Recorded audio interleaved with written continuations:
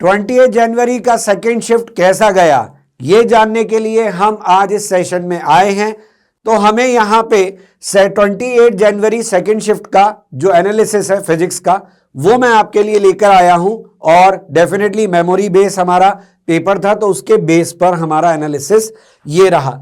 इस एनालिसिस में आपके लिए क्या जरूरी चीजें हैं वो एक बार आप जान लीजिए। यहां पे इलेक्ट्रोडायनामिक्स, मैकेनिक्स और मॉडर्न फिजिक्स ये कॉन्स्टेंटली हमारी सभी शिफ्ट के अंदर मेजर प्लेयर हैं। Magnetism, geometrical optics, thermodynamics.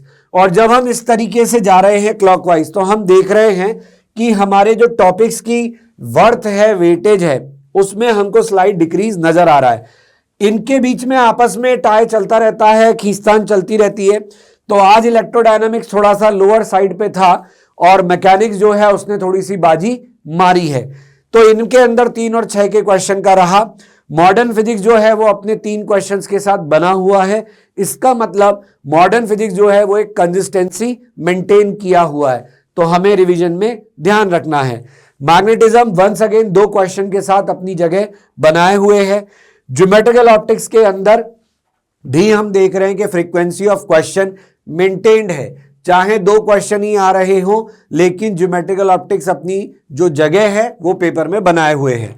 Heat and thermos से मुझे थोड़ी सी इस वाले शिफ्ट में निराशा लगी, क्योंकि 2 ही क्वेश्चन आए हैं। तो डेफिनेटली यहां का वेटेज जो है वो यहां पे बढ़ा दिया गया है। वेव, ईएम वेव ऑप्टिक्स, यहां पे बढ़त दिख रही है मुझे as compare to other shift जिनके एनालिसिस मैंने लिए हैं। मुझे यहां तक याद है कि इसका जो 1 से 3 का फ्रीक्वेंसी था, अचानक से इस शिफ्ट में वो 4 का नजर आ रहा है। इसका मतलब यह है कि यहां पे कुछ कम किया गया और उसको डिस्ट्रीब्यूट किया गया बिटवीन दिस एंड दिस। मतलब कुछ पार्ट 11 को कंट्रीब्यूट किया गया, कुछ पार्ट 12 को किया गया। बट ये बहुत बड़ा चंक है टॉपिक्स का, जिसमें कि हमें केवल 4 सवाल मिल रहे हैं, तो still that's not very good.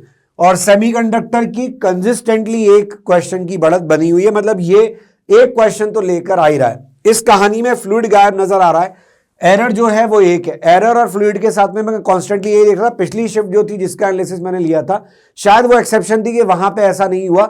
Otherwise हम यही देख रहे हैं कि एरर और फ्लूइड, इन दोनों में से कोई एक ही मैदान में टिकता है और एक एक क्वेश्चन ये लेकर आते हैं। तो ये तो रहा हमारा वेटेज का आइडिया कि हमारा पेपर का वेटेज कैसा रहा। अगर हम बात करें 11th और 12th की टर्म्स में, तो क्लियर कट जो 11th वाले टॉपिक्स हैं, अगर सिर्फ उनकी बात करें तो उनका इस बार वेटेज बहुत कम है, 40%, और 12th का वेटेज जो है वो 60% है। मैकेनिक्स जो है उसने अकेले 11th में बीड़ा उठाया हुआ है। हीट एंड थर्मो का भी पार्ट जो था इस बार वो कम ही था। सो ये था आज का एनालिसिस फिजिक्स का। तो बच्चों अब हम बात करते हैं केमिस्ट्री सब्जेक्ट के मेमोरी बेस्ड पेपर एनालिसिस की। 28 जनवरी 2026 और इवनिंग शिफ्ट के पेपर की बात करते हैं बच्चों। तो इसके अंदर 11th और 12th के कंट्रीब्यूशन की बात करें तो 11th का कंट्रीब्यूशन हमें 36% और 12th का कंट्रीब्यूशन 64% देखने को मिला।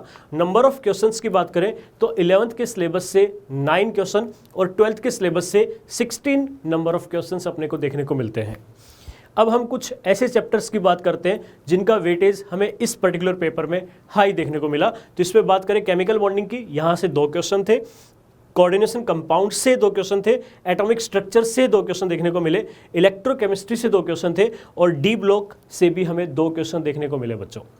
बाकी जो बच गए क्वेश्चन जिन चैप्टर से आए थे उन चैप्टर से एक एक क्वेश्चन अपने को इस पेपर में देखने को मिलता है। अगर हम बात करें इनऑर्गेनिक, ऑर्गेनिक और फिजिकल की, तो इनऑर्गेनिक से number of questions were 8, organic से नंबर ऑफ क्वेश्चंस वर 8 और फिजिकल केमिस्ट्री से there were 9 number of questions in this particular paper. और ध्यान रहे बच्चों ये मेमोरी बेस्ड पेपर एनालिसिस है। अगर हम बात करें पेपर के डिफिकल्टी लेवल की, तो ये पेपर मॉडरेट ही रहा, लेकिन थोड़ा लेंदी जरूर रहा, बिकॉज इसमें स्टेटमेंट वाले क्वेश्चंस ज़्यादा थे, जिससे आपका थोड़ा टाइम वहाँ पे ज़्यादा कंज्यूम हुआ होगा बच्चों। हेलो प्यारे बच्चों, जैसा कि आपने फिजिक्स और केमिस्ट्री का एनालिसिस देख लिया है, अब मैं मैथ्स का एनालिसिस करने जा रहा हूँ। Analysis of JEE mains 2026 28 January shift two memory based. Maths में किस तरीके से आपको सवाल पूछे गए हैं। एलजेब्रा का वेटेज था बच्चों 32%, कैलकुलस का 36%, वेक्टर एंड 3D का 12%, ठीक है, और ट्रिग्नोमेट्री का 4% वेटेज था, कोऑर्डिनेट ज्योमेट्री से 16%। अब अगर मैं बात करूं कि नंबर ऑफ क्वेश्चंस एलजेब्रा से 8 क्वेश्चंस थे और कैलकुलस से 9 क्वेश्चंस थे बच्चों, और कोऑर्डिनेट के 4 सवाल थे, वेक्टर एंड 3D के 3 क्वेश्चंस एंड ट्रिगो का 1 क्वेश्चन। अब मैं बात करता हूं कि 11th और 12th की क्या स्टोरी रही। तो 11th से 40% 11th से पूछा गया और 12th से पूछा गया 60%।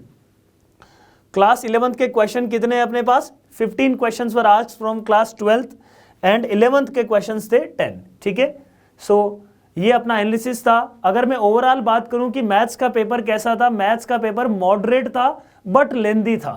ठीक है, तो it was moderate to lengthy. Okay बच्चों, थैंक यू वेरी मच।